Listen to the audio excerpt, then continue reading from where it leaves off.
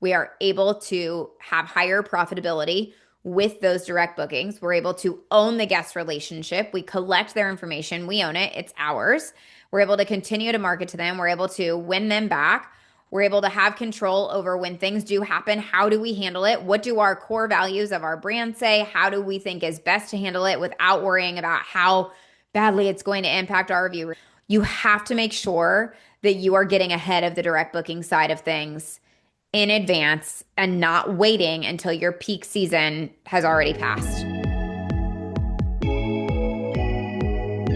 Hey, everybody. I hope you're having a stellar day. I am so excited about this episode of Branded and Booked because I am about to bring you some real reservation numbers to show you exactly how powerful direct bookings are and why it is so crucial to have a direct booking strategy. So I'm going to be, for those of you who are taking notes, I'm going to be breaking down some numbers today. I'm going to be sharing our real transparent numbers with you from Cabins on the Cumberland for May.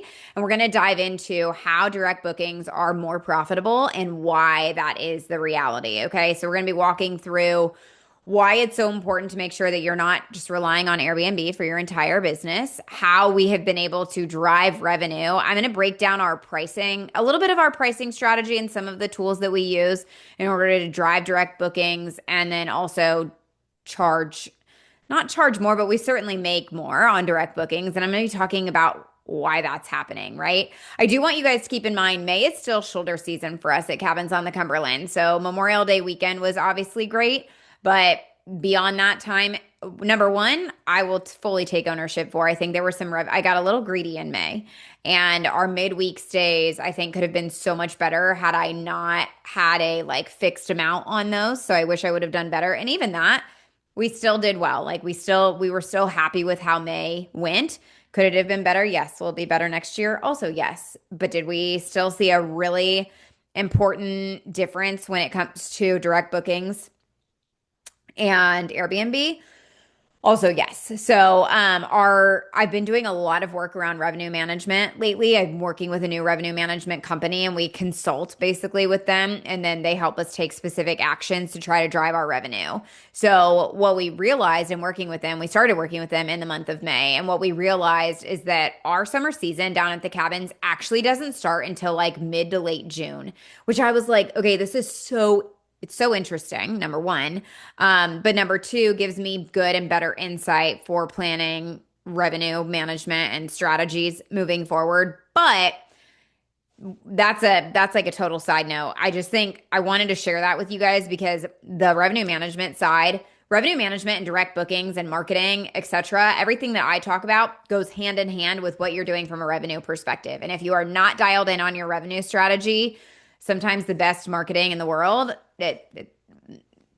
it's important, but it's like they've got all of the parts of our businesses have to really work together. Okay. So let's actually break this down and get into the numbers because I think you guys are going to be shocked by some of these statistics that I'm about to share with you and some of the numbers. And we're going to get right down to it. So in the month of May, these are important numbers for you guys here. Okay. If you're taking notes, this is the time to do it. In May, 62% of our bookings for the cabins came from Airbnb. Okay, 62%. 29% of our bookings came directly. That's pretty typical. On average, 30 to 50% of our direct bookings or 30 to 50% of our bookings are direct any given month. So for May being a shoulder season, about 30% is what I would expect. Okay, so direct bookings were 29%. VRBO accounted for 9%. So it is what it is. It's filled in a little bit, right? So from a booking count, right, from number of bookings driven, Airbnb was dominant, right, at 62%. But then I looked at revenue. I looked at the revenue breakdown. Here's where it gets really interesting. For May, from Airbnb, we generated $12,943.26. From direct, we generated $11,927.27. And from VRBO, we generated about $2,500. Okay, so for a total of close to $28,000, roughly is where we were at, right? Let me break down that revenue share for you. Airbnb was 47-ish% of the revenue.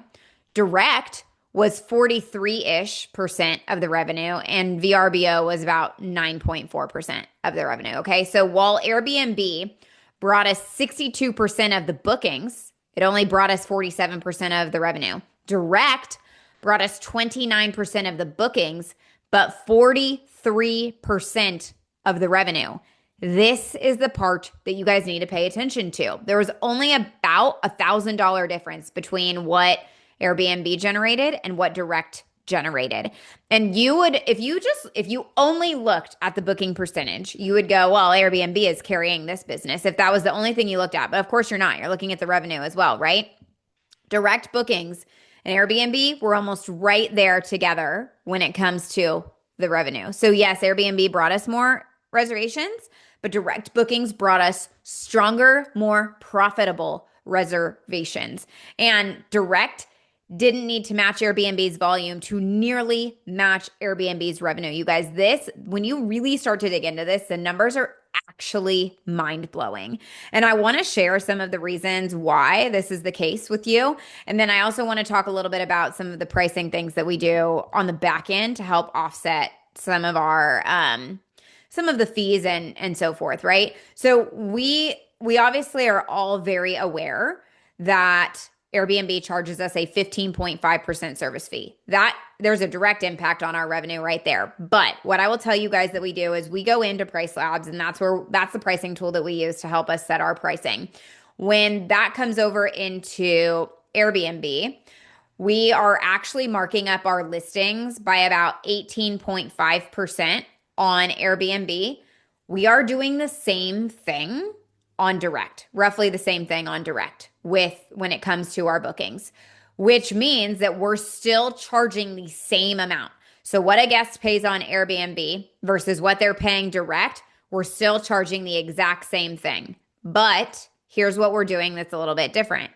On direct, we are offering a 10% off promo code, right? So we have and not every guest uses this, but if you join our email list, there is a 10% savings that you will gain when you join that email list. So some of our bookings in the month of May did use that were direct, not all of them, but some of them did. And so one of the reasons that we do those listing markups is because we're offsetting any promotions that we might be running. So we're still charging the same amount. If a guest goes and books with us on Airbnb and they go and book with us on our direct, you're going to see roughly the same rates because we're doing everything pretty much the exact same. But the guest who's booking directly may use a promo code, so they save a little bit, which is a win for the guest. We're not paying as many fees, so that's a win for us. So it feels like everyone's winning all the way around, right? And we're still making more. The other thing that we offered in the month of May for the direct side of things was a firewood add-on, and almost every single reservation took us up on that. Now it's only $15, so it's not significant. I actually just recently added this upsell to our Airbnb reservations as well. So what happens is when we use Hospitable as our property management software, when someone makes a booking, they get a link, and they also get this in their check-in instructions, but it's basically like if you want to add firewood onto your stay, you can do so here, and it's a link to their guest portal, and they can go in and add the firewood upsell onto their reservation. We get a notification of that through Hospitable. Hospitable charges a pretty nominal fee on that, so they take a little bit, and then we get the rest. And so that's coming in then as a payout to us as well, which is a way that we've helped to increase those I guess like the average value of the guest on Airbnb and also direct. But we tested it with direct bookings only in the month of May because I genuinely just was like, let's see how this goes only with our people who are booking directly with us. It went so well. I would say about 85% of our guests actually take us up on that. And so I was like, bring it on over to Airbnb. Let's just see. Let's see if it works. Let's see what happens here. So here's what you guys need to understand about the direct booking side, because I always talk about like direct bookings are going to be more profitable. Number one, you're not going to pay as many fees. And if you have your pricing strategy set up appropriately, it's not like you're charging less on direct bookings per se, but your guests may get a small savings because if you have a promo code running or whatever it might be, that's great. But again, you own the guest relationship. You're not paying as many fees to a platform. Now, you've maybe paid for marketing in some capacity to acquire that person, but here's the value, you guys. Your guests who are booking directly with you are going to be a little bit less price conscious because they've already seen you on social media. They already may feel connected to your brand. If they've landed on your website, they're already getting a feel for the experience. They're not on there comparing you to every other property that's on Airbnb. They're only taking a look at your direct booking site. So you're keeping them there. They're focused on your property and they're telling themselves the story of what it will be like to experience a stay with you, not with you and this other person and this other host and this other property, etc., right? Like what they're doing on Airbnb. So the comparison factor happens a little bit less on your direct booking site. In addition to that, like I mentioned, they've already built the connection. They've already built that relationships. They already trust you in some capacity because they've seen you somewhere. They've seen you maybe on Instagram. They've seen your content. Now they're landing on your website. Maybe they've read your Google reviews. So that's all there. And if they see this perceived value, there's a perceived level of value that they are seeing in what it is that you have to offer. And that helps make them a little less price conscious versus, oh, I booked an Airbnb, right? There's a difference. There is a psychological, whether it's conscious or subconscious, there is a big difference there. They may have also been referred to you by someone, right? They may have seen one of their friends post about a stay. They may have seen an influencer post about a stay.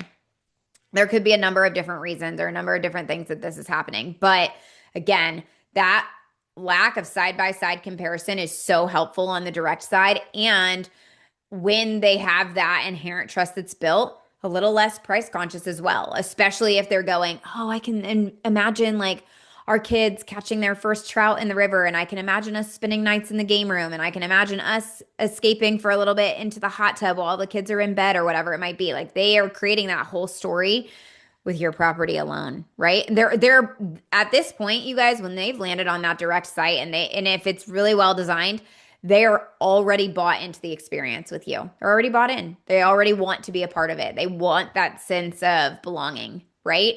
And this is where it's so important because we've realized, I think with Airbnb, guests are looking for a place to stay. That's the first mentality. I'm going to this destination. I need a place to stay, right? And now I would say Airbnb is definitely more experiential. Guests are certainly looking for experiences more than ever. But on your direct site, if they've landed there, you guys, they've landed there because they are very curious about your experience. They know that you're selling more than a place to sleep. And so for us at the cabins, again, we have multiple cabins. We're selling the family vacation experience. We're selling those group stays, right? We're selling the river access, the fishing, the kayaking with the Crailsboro Country Store that does kayak rentals, and we have the private boat ramp to get out there, right? So a direct booking is probably more likely to understand the full value of the property and of what we have to offer because they've landed on our site and we're able to really sell that experience better than we are on Airbnb. Because on Airbnb, you can see our photos and you can read our listing description. But again, it's still the Airbnb platform. It's not our brand. We can tell the story as best as we can, but when we have them on our direct site, that's even more powerful, right? And so then they may be more likely to book more nights or see that we have multiple cabins, and that's really easy to see on our direct site. So you're attracting those higher dollar stays, which is exactly what we are seeing over and over again with our direct bookings, right? I think so often we take a look at our calendars and we're like, we need more bookings. And so we want to go on Airbnb and drop our rates.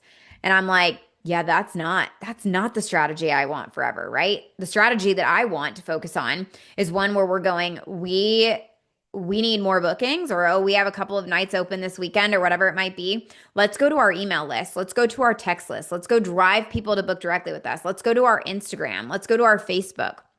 The assets that we manage, control, and have ownership of more so than our Airbnb listings, where we're trying more to compete on price. At least that's especially what we find to be true at Cabins on the Cumberland, right? So that may not be true in every market, but that's certainly what we find.